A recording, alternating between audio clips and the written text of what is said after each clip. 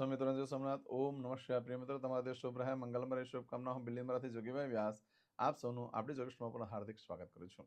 મિત્રો, આજ રોજ જોઈશું આજનું શુભ પંચાંગ। આજે તારીખ છે 1-2-2026 ને રવિવાર, મહાસુદ પૂનમ તિથિ છે। આજે વ્રતની પૂર્ણિમા આજે રહેશે કરવાની, તેમજ માઘ સ્નાન વગેરે આજે કરવાનું રહેશે। આજે ગુરુ ગોવિંદની જન્મ જયંતિ પણ છે। મા લલિતાની એટલે કે સરસ્વતીની પણ જન્મ જયંતિ છે। આજે પૂનમ છે, પૂનમના દર્શન વ્રત વગેરે આજે કરવાનું રહેશે। આજે જોઈશું આજનો શુભ પંચાંગ। આજે બાળકનો જન્મ થાય છે અને તિથિ ગણાય છે પૂનમ। આ પૂનમ તિથિ આજે મળસ્કે 5:54 શરૂ થાય છે અને આવતીકાલે સવારે 3:40 પૂર્ણ થઈ જાય છે। આજે જે બાળકનો જન્મ થાય છે નક્ષત્ર ગણાય છે પુષ્ય। પુષ્ય નક્ષત્ર આજે મળસ્કે 1:35 શરૂ થઈ આજે રાત્રે 11:59 પૂર્ણ થઈ જાય છે અને ત્યાર પછી જે બાળકનો જન્મ થાય એનું આશ્લેષા નક્ષત્ર ગણાશે। આજે જે બાળકનો જન્મ થાય છે એનો યોગ ગણાય છે પ્રીતિ। આ પ્રીતિ યોગ આજે સવારે 10:19 પૂર્ણ થઈ જાય અને ત્યાર પછી જે બાળકનો જન્મ થાય એનો આયુષ્યમાન યોગ ગણાશે। આજે જે બાળકનો જન્મ થાય છે એનું કરણ ગણાય છે વિષ્ટિ। આ વિષ્ટિકરણ આજે સાંજે 4:44 પૂર્ણ થઈ જશે અને ત્યાર પછી જે બાળકનો જન્મ થાય એનું ભવકરણ ગણાશે। આ વિષ્ટિકરણ 4:44 સુધી છે આજે, એટલા માટે ત્યાં સુધીનો સમય અશુભ ગણાશે। આજે જે બાળકનો જન્મ થાય છે એની રાશિ ગણાય છે કર્ક। કર્ક રાશિનો અક્ષર છે ડ અને હ। કર્ક રાશિનો સ્વામી ચંદ્ર છે। આજે આખા દિવસમાં કોઈ પણ બાળકનો જન્મ થાય બધાની રાશિ કર્ક ગણાશે। આ કર્ક રાશિ બીજી તારીખે રાત્રે 10:49 પૂર્ણ થશે। આજે જે બાળકનો જન્મ થાય છે, ખાસ કરીને આશ્લેષા નક્ષત્રમાં જન્મ થાય છે તો વિષ્ટિ યોગમાં જન્મ થાય છે એની ચોક્કસ પ્રમાણે પૂજા વિધિ કરી લેવી જોઈએ, જેથી કરીને જીવન સરળ બની જાય। આજે જે કોઈ મારા સબસ્ક્રાઇબ મિત્ર, અમારા ઘર પરિવારમાંથી કોઈ પણ સદસ્યની વર્ષગાંઠ છે, મેરેજ એનિવર્સરી છે, એ બધાને અમારી ઘણી ઘણી શુભકામના। આજના દિવસે સવારમાં ઉઠી આજનું સુકન કરી લો, જેથી કરીને તમારું આખું વર્ષ સુંદર રીતે વ્યતીત થાય। આજના દિવસે સવારમાં ઉઠી શુકન કરીને તમારા દેવસ્થાનમાં ખાસ વંદન કરી લેજો। શ્રીનારાયણ ભગવાનના કૃપા પ્રસાદી પ્રાપ્ત કરી લો, કારણ કે આજે પૂનમ છે અને રવિવાર છે, સરસ દિવસ છે આજે। આજના દિવસે જે કોઈ મારા સબસ્ક્રાઇબ મિત્રમાં ઘરે પરિવારમાંથી કોઈ પણ સદસ્ય કોઈ નોકરી ધંધા માટે જરૂરી છે, કોઈ પરીક્ષા આપવા જરૂરી છે, કોઈ યાત્રા પ્રવાસ માટે જરૂરી છે, કોઈ જાન લઈને જરૂરી છે, કોઈ વિદેશમાં જરૂરી છે, કોઈનું ઓપરેશન હોય, ડિલિવરી હોય, સગાઈની પૂજા હોય, છઠ્ઠી હોય, છઠ્ઠીની પૂજા હોય, તો બધા કાર્યમાં તમને દિવ્ય સફળતા પ્રાપ્ત કરાવે ભગવાન, એ હું પ્રાર્થના કરું। પરંતુ મિત્રો, આજે સાંજે 4:44 સુધીનો સમય બહુ યોગ્ય નથી કોઈ પણ કાર્ય કરવા માટે। અનિવાર્ય સંજોગોમાં જ જો કાર્ય કરવા જવાનું હોય તો આપણી જોગેશ ચેનલ પર જઈ રવિવારનું શુકન જોઈ લો અને તે પ્રમાણે કાર્ય કરીને જાઓ તો સારી સફળતા પ્રાપ્ત થઈ શકે। આજે તમે આમે કોઈ પણ કામ કરવા જઈ રહ્યા છો તો ઘરેથી નીકળતી વખતે માતા પિતાને વંદન કરીને નીકળો, અથવા તમારા દેવસ્થાનમાં ભગવાનને વંદન કરવાના મારા કાર્યમાં મારી સાથે રહેજો। આજે ગાયને ઘાસ ખવડાવવાનું બહુ જ મહત્વ છે, અથવા ઘાસ ન ખાય અત્યારે ગાય તો જવ, ગોળ અને પાણી મિક્સ કરી ગાયને ખવડાવવાથી પિતૃ ઋણમાંથી મુક્તિ મળે છે, ગ્રહ દોષમાંથી મુક્તિ મળે છે, ઋણમાંથી મુક્તિ મળવાની શક્યતાઓ ખૂબ વધી જાય છે। માન સન્માન યશ કીર્તિ અને પ્રતિષ્ઠા પ્રાપ્ત થાય છે શ્રીનારાયણ ભગવાનની ઉપાસના આરાધના કરવાથી અને ગાયને ઘાસ ખવડાવવાથી કે જવ, ગોળને પાણી મિક્સ કરીને ખવડાવવાથી। આજે પરિવાર સાથે ફરવા જવું જોઈએ। આખા પરિવારને લઈને ફરવા જવાથી લક્ષ્મી દેવી ખૂબ પ્રસન્ન થાય છે। પણ ફરવા જાઓ છો તો લડાઈ ઝઘડો કરશો નહીં, પ્રેમ ભાવથી આનંદથી સમય કાઢો। આજના દિવસે કોઈ પણ કાર્ય કરવા માંગો છો તો એના માટે પણ એક શુભ સમય છે, જે આપણે જોઈ લઈએ। આજે સવારે 7:30 થી બપોરે 12 વાગ્યા સુધીનો સમય શુભ રહેશે। તે જ રીતે બપોરે 1:30 થી બપોરે 3 વાગ્યા સુધીનો સમય શુભ રહેશે। આ સમય જે આપ્યો છે મેં અત્યારે તમને, આજે અશુભ દિવસ છે, આ સમય પણ કાર્ય કરવા માટે યોગ્ય સમય તો નથી જ, પણ નાના મોટા કામ કરી શકો છો। સારામાં સારો સમય શરૂ થાય છે સાંજે 6 થી 10:30 વાગ્યા સુધીનો સમય શુભ રહેશે।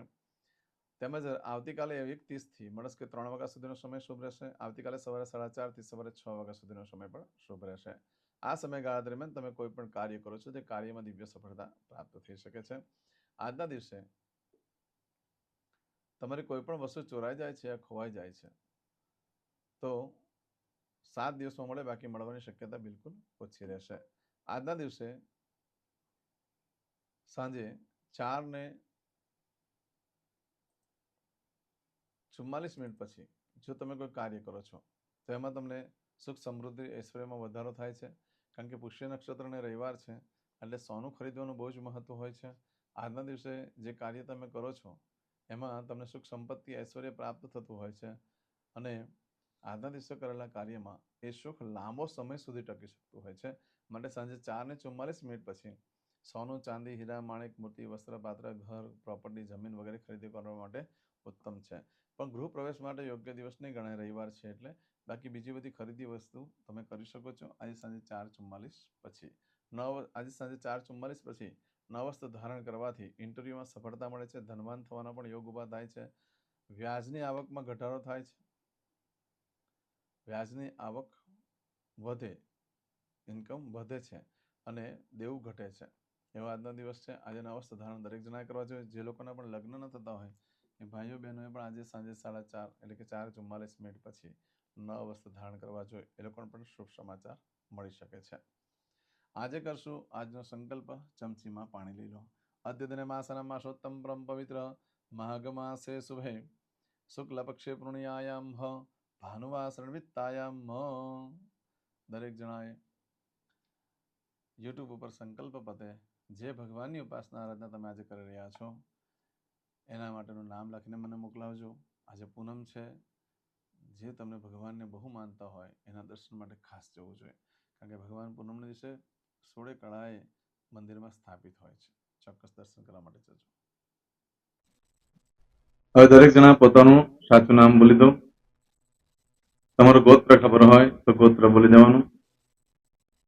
પછી બોલવાનું છે અહમ, મમ, આત્મન, શ્રુતિ, સ્મૃતિ, પુરાણોક્ત, પુણ્ય, ફલ, પ્રાપ્તિ, અર્થમ, અપ્રાપ્ત, લક્ષ્મી, પ્રાપ્તિ, અર્થમ, પ્રાપ્ત, લક્ષ્મી, ચિરકાલ, સૌ, રક્ષણાત્મક, લોકેવા, સભાયામ, રાજદ્વારે, વ્યાપારે, વિદ્યા અભ્યાસે, દેશે, વિદેશે, સર્વત્ર, યશ, કીર્તિ, વિજય, લાભાદि, પ્રાપ્તિ, અર્થમ, મમ, અખિલ, કુટુંબસ્ય, આયુ, આરોગ્ય, ऐश्वर्यादि, प्राप्ति, अर्थम, मम, जन्म, समय, तथा च विप्र, वृंदानां, जन्म, समय, जन्म, कुंडली, मध्ये, स्थित, ग्रहः, गोचर, ग्रहः, महादशा, अंतर्दशा, प्रत्यंतर्दशा, तथा च योग, युति, दृष्टि, मध्ये, शुभ फल, प्राप्ति, अर्थम, भय, रोग, शत्रु, बाधा, दोष, मारण, तारण, मंत्र, तंत्र, अरिष्ट, दोष, पीड़ा, निवृत्ति, अर्थम, भूत, प्रेत, पिशाचादि द्वारा रचित अरिष्ट, दोष, निवृत्ति, अर्थम, मम, सकल, मनवांछित फल. હવે તમારા મનમાં જે કઈ ઈચ્છા હોય તે બોલી જવાનું.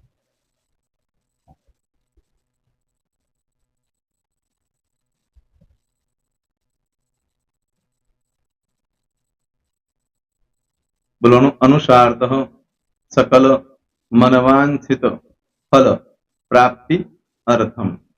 હવે જે બરકતની પૂજા વાળા છે એ લોકો તો આ બધું બોલવાનું જ હોય છે, એ લોકો માટે કોઈ સ્પેશિયલ નથી. પણ જે લોકોએ હવે જે કહું છું તે લોકોએ જ બોલવાનું. જેના લગ્ન થઈ ગયા હોય એ લોકોએ બોલવાનું છે. મમ દાંપત્ય જીવન મધ્યે સુખાકારી પ્રાપ્તિ અર્થમ પુત્ર પૌત્રાદિ સંતતિ પ્રાપ્તિ અર્થમ. આ સંતાન પ્રાપ્તિ વાળા માટે પણ આવી જાય છે. દીર્ઘ આયુ આરોગ્ય ऐश्वर्यादि પ્રાપ્તિ અર્થમ. તથા ચ હવે જેના લગ્ન નથી થયા તે લોકોએ બોલવાનું. મમ જટટી વિવાહ યોગ પ્રાપ્તિ અર્થમ વિવાહ પશ્ચાત દાંપત્ય જીવન મધ્યે સુખાકારી પ્રાપ્તિ અર્થમ. હવે જે લોકોને સંતાન પ્રાપ્તિ નથી, જે લોકોને સંતાન પ્રાપ્તિ છે કરવી છે એ લોકોએ બોલવાનું. મમ દાંપત્ય જીવન મધ્યે સુખાકારી પ્રાપ્તિ અર્થમ તથા ચ દીર્ઘ આયુ આરોગ્ય ऐश्वर्यादि સમન્વિત સંતતિ સુખ પ્રાપ્તિ અર્થમ. હવે જે અભ્યાસ કરી રહ્યા છો છોકરા વિદ્યાર્થીઓ છે તે લોકોએ બોલવાનું છે. મમ વિદ્યા અભ્યાસ મધ્યે ઉત્તરો ઉત્તર પ્રગતિ ઉન્નતિ સાનુકૂલતા પૂર્વક દિવ્ય સફળતા પ્રાપ્તિ અર્થમ. હવે જે લોકો વિદેશમાં જવા માંગતા હોય કે શીપમાં જવા માંગતા હોય, મતલબ ભારત દેશની બહાર જઈને ધંધો વેપાર કરવા માંગતા હોય એ લોકોએ, અથવા વિદેશ જવા માંગતા હોય કાયમ માટે, એ લોકોએ બોલવાનું છે. મમ જટટી વિદેશ ગમન યોગ પ્રાપ્તિ અર્થમ વિદેશ ગમન કાર્ય મધ્યે સાનુકૂલતા પૂર્વક દિવ્ય સફળતા પ્રાપ્તિ અર્થમ. આરોગ્ય વાળા બોલવાનું છે, જેને આરોગ્યની પૂજા આપેલી હોય એ લોકોએ. એમ તો દરેક જણા જ બોલવાનું છે. બોલો. મમ આયુ આરોગ્ય ઐશ્વર્યાદિ પ્રાપ્તિ અર્થમ.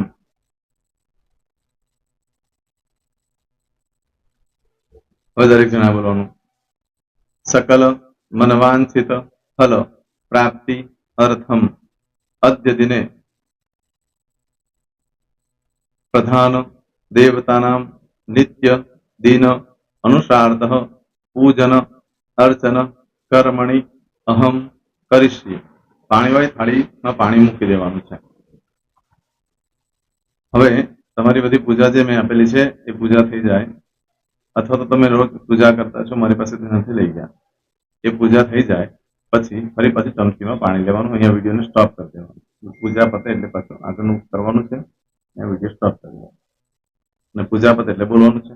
વિષ્ણવે વિષ્ણવે વિષ્ણવે નમો નમઃ વિષ્ણુ સ્મરણ સર્વમ પરિપૂર્ણ અસ્તુ.